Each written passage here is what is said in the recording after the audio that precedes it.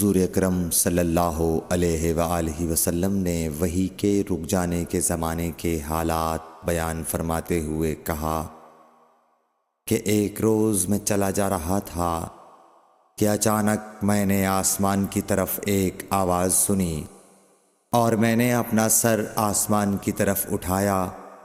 کیا دیکھتا ہوں کہ وہی فرشتہ جو میرے پاس غار حرا میں آیا تھا وہ آسمان و زمین کے بیچ میں ایک کرسی پر بیٹھا ہوا ہے۔ میں اس سے ڈر گیا اور گھر آنے پر میں نے پھر کمبل اوڑھنے کی خواہش ظاہر کی۔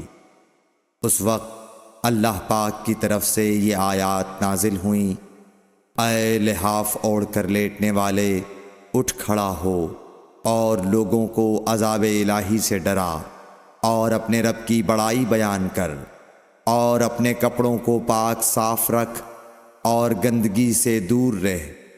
اس کے بعد وہی تیزی کے ساتھ پے در پے آنے لگی۔ صحیح بخاری حدیث نمبر 4۔